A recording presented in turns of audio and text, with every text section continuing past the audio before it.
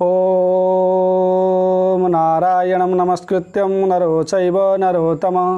देवी सरस्वती व्यास ततो जय मुदीरयेत्। दर्शक बंधु श्रोता बंधु चलतु बर्तमान आम नवम अध्याय पठन करिबा। कहन्ति पद्मजोनि सुत पद्मपुराणे जेउ कत उत्तरखंडे ग्रंथ सार शुण हे पृथु नृपवर देवे जे स्वर्ग छाड़ी गले कनक गृहाश्रय कले असुरे तिनी पुरे पुरी भुजंती तिनी लोक सिरी दिने नृपति जलंधर हकारी शुक्र मंत्रीवर ऐरी भावे हिंसा बही पुछई देवे गले काहीं जेबटी प्राणे थिबे सुर तेबे कुशल काहीं मोर देह जे लुचि थाई व्याधि आत्मा को शत्रुपणे साधी बैरी से ही परकारे पलाई थाई जेबे डरे गुपुते थाई दिना केते पुणी साधई बुद्धिमते एथको विचार मुही मोर बैरी सची साई से जेबे प्राण घेनी अछि मोर संपद काहीं अछि एथको कह मंत्रीवर काहीं अछन्ते सर्वसुर जानिले जीवु एही क्षणी लुचिला ठारू धरि आनी मारिबी इंद्रादि देवता तेबे मु होई चिंता एमंते नृपति वचने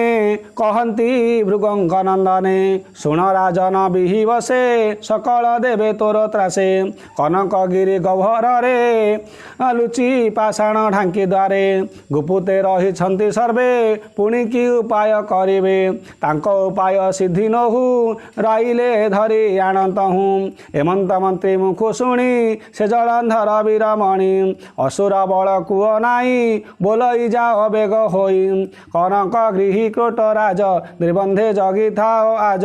से गिरी क्रोटे सर्वसुरे लुचि अछंती मोर डरे आमको जिणिबा उपाय विचारु छंती देवताए ताहांक बुद्धि बल पांची युद्ध आरंभ विधि पांची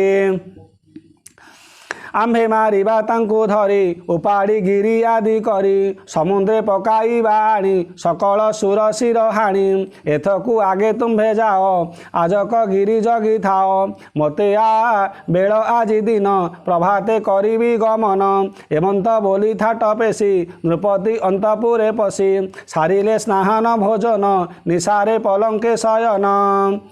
थाट जे गले आगे चढ़ी देशने समुद्र उछुड़ी कूल लंघल काल बसे तेसने द्रुदांत राक्षसे कनक गिरी तले पुरी बसिले सतेपुर करी पर्वते उठिले कसन्य बरसा काले जेह्ने जह्न सेही प्रकारे दत्य बले घोटिले कनक शैले बाण वचन वाक्य ध्वनि शबदे कंपई मेदिनी पर्वत गर्भु देवे शुणी असुर धाड़ी बोली जानी विवादे भरसा न करी आतंगे गोविंद सुमरी हे देव देव चक्रधर खलना सनवाना तोर भक्तवत्सलवाना बहु सुजन संतापन सहु संत पालने देह धरु सुजन जन दुख हरू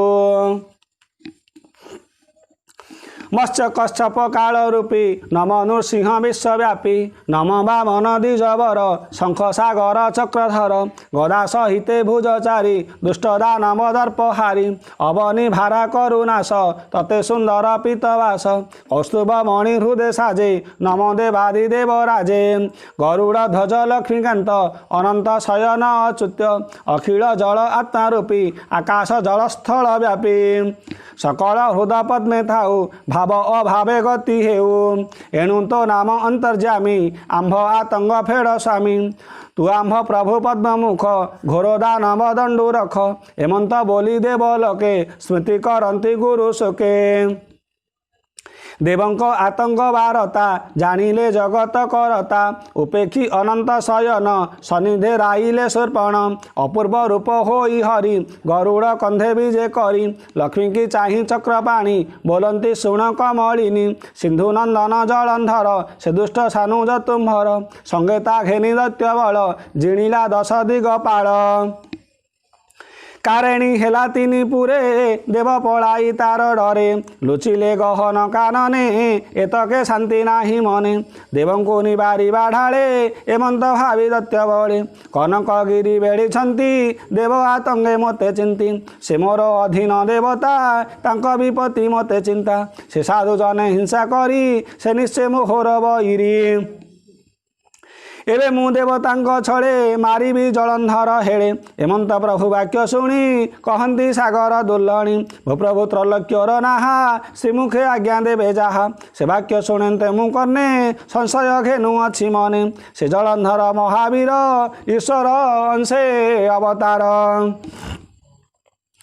सागरु हेला उत्तपति प्रसन्न होई वेदपति अभय वर ताकू देला तेणु से जगत जिनिला एक कथा जाणई मु भले तुम्हें न जुझतार तोले लघुत्व जने पौरुष उभय लोके नाही जस एक कथा बुझी कार्य कर तुम्हें तो जगत ईश्वर एते जनाई कमलिनी सिरे निवेशिबे निपाणी भक्ति आतुरे भगवान लक्ष्मी को कहती वचन खलनाशन बाना मोर तुमते विरोधन कर हेमंत बोली दैत्यारी खग आसने विजे करी युद्ध को करती गमन अशेष जगत जीवन गरुड़ कंधे भावग्राही किबा उपमा देवा तही जसने हेमगिरी शिर उदय नव जलधर गगन पवन रगति दिगे विराजे विष्णुज्योति तमाल पत्र वर्ण तनु तेज विराजे कोटि भानु दुदंड दंड भुजचारी गदा खड़ग चक्रधारी कनक कम्बु वाम करे बिना समीरे ध्वनि करे सबदे दश दिग पुरी धनुज पुरे पड़े हुरी सिंधु देशे उत्पात गगन पड़े निरीघात अस्थि खपरा धूम धूली आछादी गगन निकिड़ी लोमरुधिर भस्मिशी निर्मेघे गगनु बरसी भूमिकंपई थरहर ता देखी वीर जलंधर पुछई शुक्रंक अग्रत भूमुनि एक विपरीत मोर भुवने उत्तपात कहे केवण चरित शुक्र बोलती राजा शुण देवंक छड़े नारायण गरुड़ आरोही आकाशे आसंती तोहरी उद्देश्य तांकर दैत्यारी बाना तेणु ए उपद्रव सीना मंत्रीवरर ए उकत शुणी सक्रोध सिंधुसुत युद्ध आरंभे सज होई तुरते सैन्य सखाराई आरोही हेममय रथे धामे उत्तर दिग पथे कहई ब्रह्मांक नंदन एथो तारु भगवान गरुड़ पृष्ठे विजे करी मिलिले हेमकूट गिरी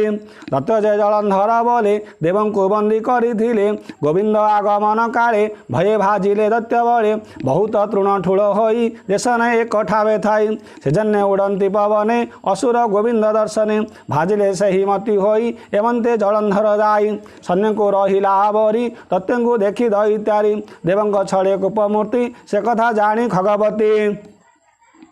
पक्ष पवन घोर बाते गगने उड़िले दैते बतासे रेणु प्राय उड़ी पड़िले बनगिरी माड़ी पवन जेने रंभावन तेने विच्छिन्न दत्य सैन्य ता देखी जलंधर गोपी बाण बिंधिला दिगव्यापी प्रभुଙ୍କୁ कला सर पीड़ा क्रीड़ार्धे नदी सही छिड़ा भूमि गगन अंधकार चढ़ी न पारे खगेश्वर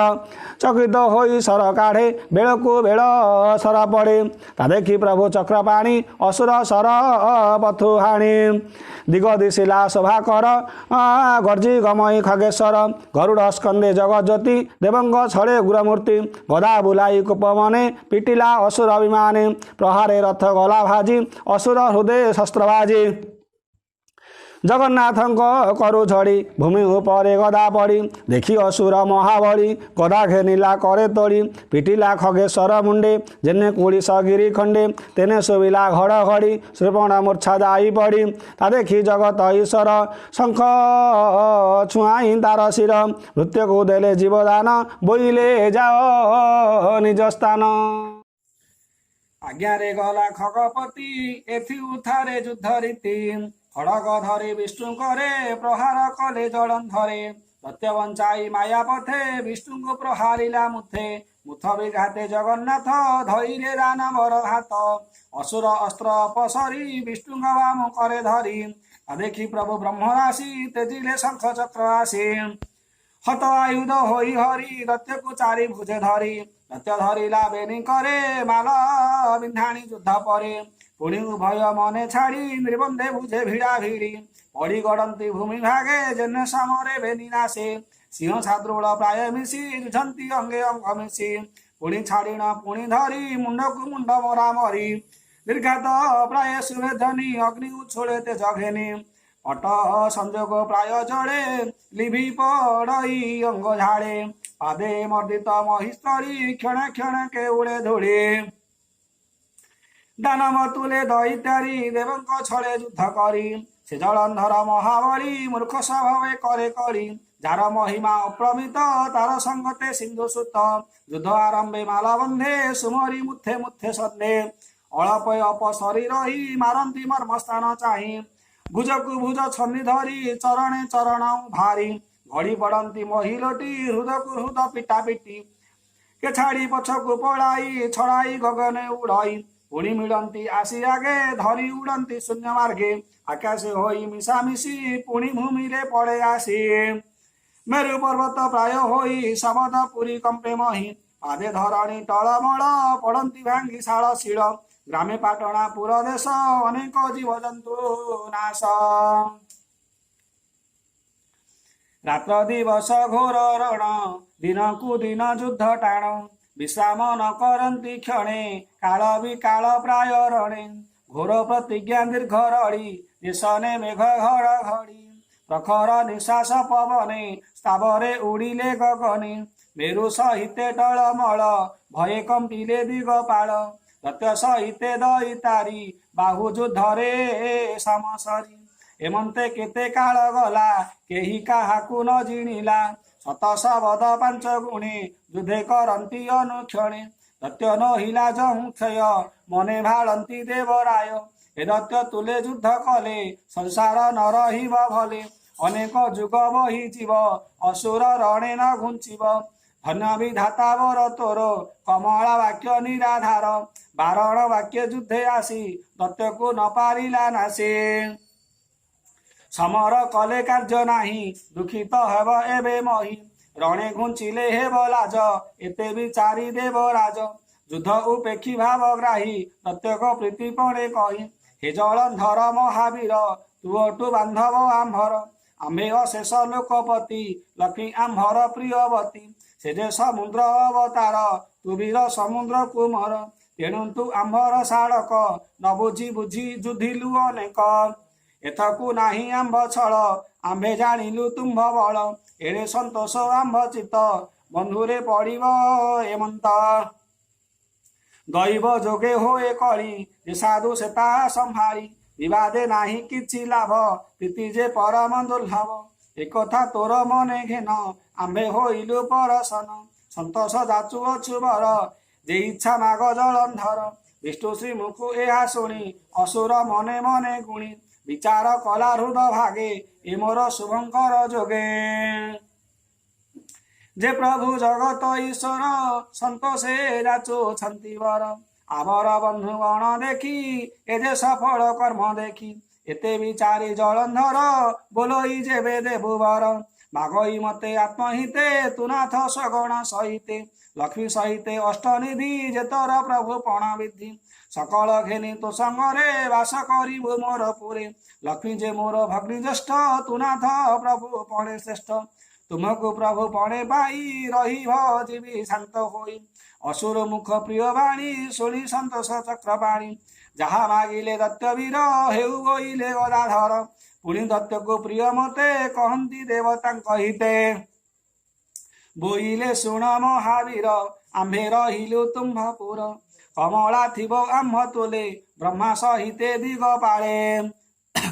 तोर वचने पाड़ी थिबु जहा मागिबु ताहा देबु लक्ष्मी तो पुरे थिबे जेबे तो ताते अपूर्व